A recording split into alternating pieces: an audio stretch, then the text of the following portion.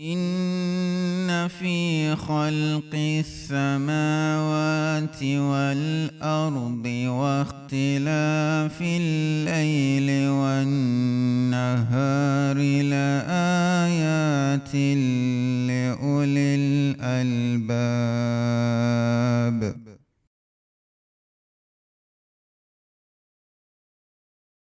May the peace and blessings of Allah the Almighty be upon us all. This is yet another production in our series, Islam and Science. Today, we shall be looking at intoxicants, what they are and whether it is necessary for us to engage in their use. With me to do this discussion are Mr. Ubaidillah Said Kotier. He is the Tema Secured President of the Ahmadiyyat Muslim community in Ghana. He sits to my immediate left.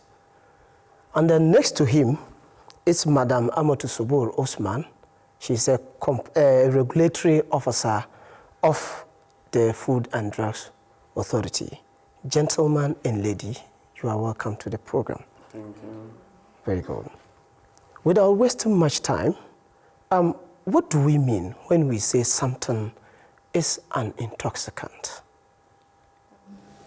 Intoxicants are substances that can be in the form of solids, liquid, or gas. Okay. And they are consumed voluntarily into the body by ingestion, inhaling, or swallowing. Wow. So by any means, once it gets into the body? Yes. All right. And once it gets into the body, it affects the brain, thereby causing mood change. Some examples of intoxicants include alcohol, beers, wines, homemade beers, and then drugs such as cocaine or heroin. All right. These intoxicants, when consumed into the system, as I said, it causes brain change. It also has some other effects on the body. Okay. So briefly, okay. This is what represents intoxicants. Yes. So just like other kinds of food, I believe that intoxicants equally have some benefits. But why are they prohibited? Bismillah ar-Rahman ar-Rahim. Thank you for the opportunity. As beautiful mentioned by my sister here, the Holy Quran has stated very clearly why intoxicants should not be used. Okay. It will be interesting to note that before the advent of Islam, the Arabs per se were so much soaked in the use of intoxicants. So when Islam came, at the very initial stages, some Muslims were still taking intoxicants until Allah revealed to our holy founder and master, Hazrat Muhammad Mustafa sallallahu alaihi wasallam, in Quran chapter 2, Surah Al-Baqarah, verse 220, that prohibited to you are wine or intoxicants in general. Okay. And it says that, like my sister have mentioned, that there may be something good in them, yet the disadvantages outweighs the advantages. And subsequent revelation, as is found in Quran chapter 5, verse 91 to 92, then put it clearly that alcohol or intoxicants are prohibited. It has gambling as well, that are prohibited to you. And it has the reason that they prevent you from the remembrance of Allah and from prayer. Okay. So beautifully stated that why it is prohibited by Allah is that they take you away from the remembrance of Allah. Okay. which is your very core mandate of your existence. Okay. Yeah. Do we actually need to prohibit the consumption of these things? Can't we go for them because of the little benefits they have? The consumption of these intoxicants, such as, let's take alcohol, they burden the system so much so that it wouldn't be advisable to permit one to take it. Okay. An example, when you take alcohol, it burdens the liver, Okay. which can lead to liver cirrhosis. And also, people who engage in the consumption of alcohol with time, it tends to cause weight gain, which can lead to obesity. It can also lead to diabetes. Okay. And it can also cause one to engage in unsafe sex, because once you consume this alcohol, it changes your mood. You don't know what you are about. You react in any way. It's very difficult to be disciplined when you are intoxicated. So this means it has a negative effect on the state of mind. Yes. Okay. It does. To add that to that point, there's a very clear hadith which states that one gentleman by name Tarin bin Suwaid went to the Holy Prophet Muhammad sallallahu alaihi wasallam and inquired from him about the use of alcohol, that he uses alcohol. What is the Holy Prophet's view on it? Okay. So the Holy Prophet prohibits him from the use of alcohol. Then he went further and he told the Holy Prophet that I'm using it on the basis of medicine. Okay. And the Holy Prophet replied clearly that there's nothing like medicine in alcohol. It is rather a disease. Okay. He stated clearly. So you see, we sometimes in our daily lives we hear the use of this word, oh, this is useless. It's useless. Not that it is not useful, but the use is less. Okay. That's why we throw it away, that this is useless. So in the same context, if you juxtapose the benefits as claimed against the disadvantages, you see that the disadvantages far outweigh the, and that's what my sister have said, that all right, it has so many effects. All right. Yeah. So now let us go to the public and get their view on this particular topic, intoxicants. Drugs intake, cocaine, marijuana, cigarettes, and then alcohol. The intake of drugs is very bad, because I've seen some people who has been addicted to drugs and they can't stop it. When you go to Turu, you see some of the people, I mean the junkies. You see somebody standing and also sleeping at the same time. The drugs are destroying the youth. So I think we should put a stop to the drugs and then also the alcohol. Basically, it's quite brief, because to actually consider the main meaning, the actual meaning of what intoxicant means, it means a destructive element. So on hearing anything or any content of that sort, which is described to be intoxicant, you don't need to actually be advised to abstain from it. And the Almighty, as He knows best what is good for us, that is why He never provided any form of commentary on such directives or such instructions. He said, abstain. And it's going to be in your own favor, actually, doing that in your own interest. So there shouldn't be any point in this time when you have to ask yourself questions or why the Almighty actually asked you to abstain from it. Now, looking at people around who have actually made the behavior or habit of consuming such stuffs, you can actually see it on their skin, even though you don't see them, or you have no evidence or any proof of seeing them consuming it. But facially, or just on their appearance, you can see the destructive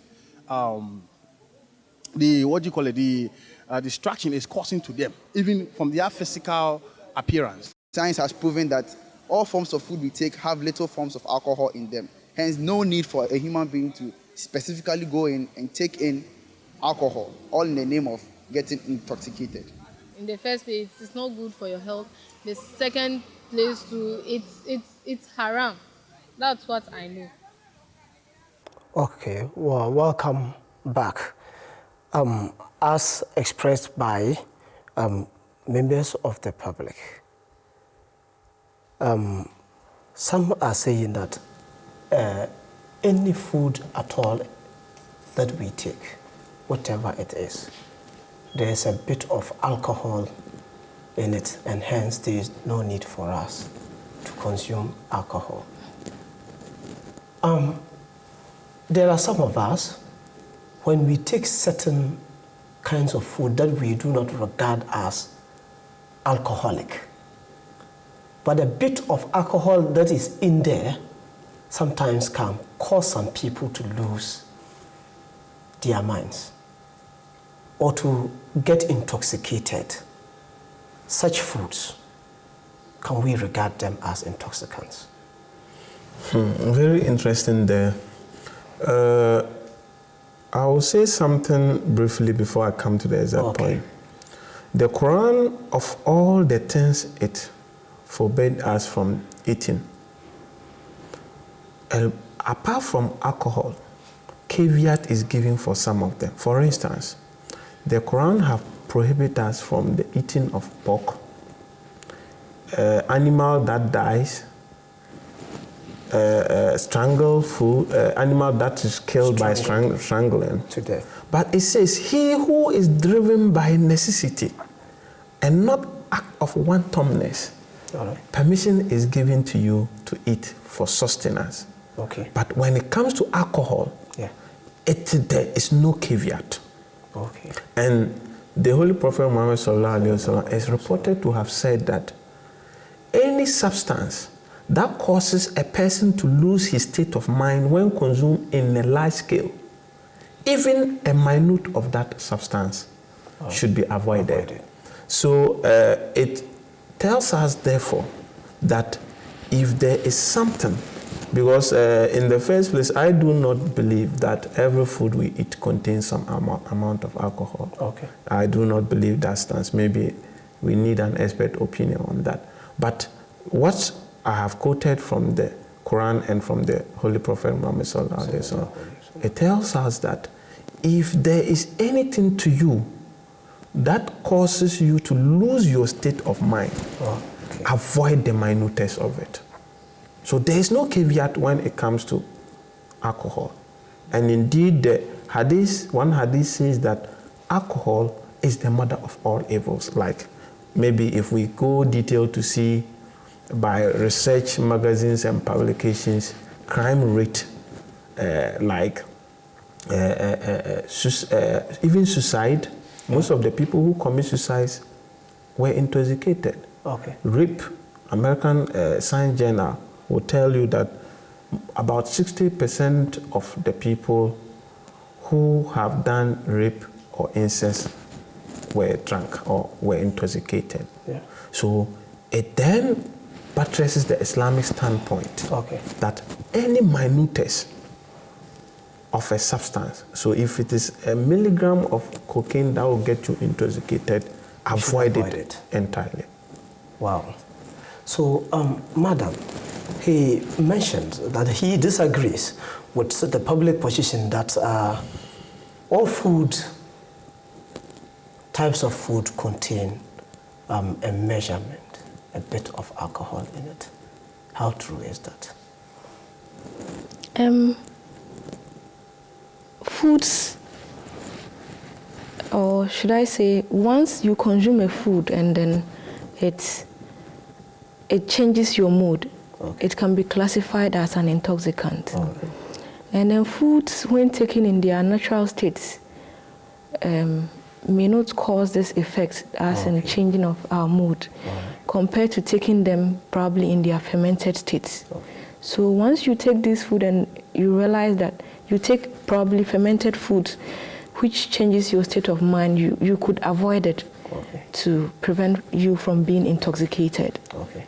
So now let us move from the alcohol point of view. Let's look at other substances like marijuana, cocaine, and the rest. Sometimes medically, these things could be prescribed, at least a quantity of it. A deliberate quantity of it could be prescribed to be taken. Is that wrong, considering religion?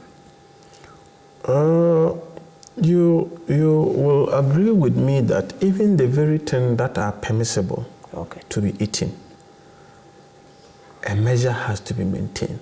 So the Holy Prophet Muhammad ﷺ is reported to have said that in all endeavors, keep to the middle way.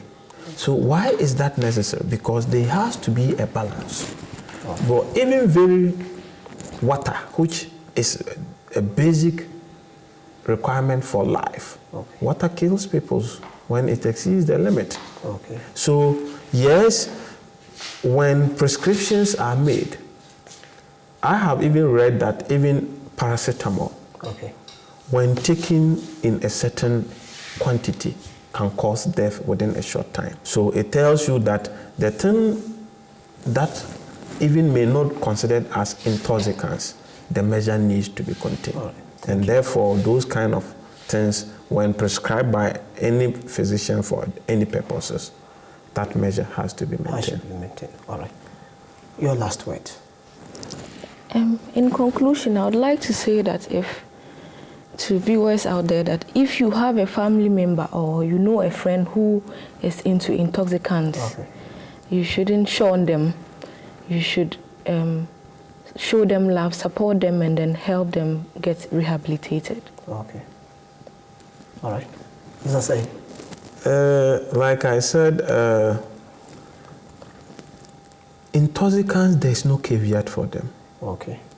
And I will appeal to the public, especially our Muslims, that there is even a hadith that anybody who is a habitual drunkard will not see Jannah.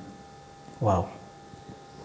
So it is to tell you of the degree of its prohibition. Wow. So there is no room for experimentation as far as alcohol or intoxicants are affected, because by extension, why are people taking these things? They are taking it when they are in distressful solution. So if you then, instead of relying on Allah, which you believe in, decides to go for alternative intervention, you may by extension amount it to association of partners with God. With God. All right. And that perhaps will tell you why there is no caveat for it. Okay. So it's a no-no. Wow. Thank you very much, gentleman and lady, for coming.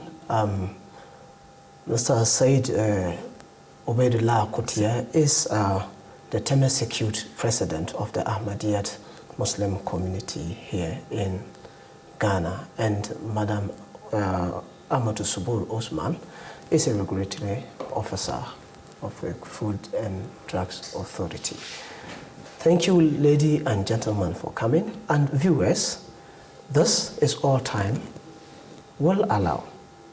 And it is a no-no, as stated by the guests, that we should engage ourselves in the use of intoxicants, because these things cause us to lose our senses. Aside that, they can also cause us to get into certain medical states that are very negative for our health, including liver cirrhosis, unsafe sex, obesity, and the rest. Until same time next week, continue to enjoy our programs. This is Islam and Science. May the peace and blessings of Allah the Almighty be upon us all. So,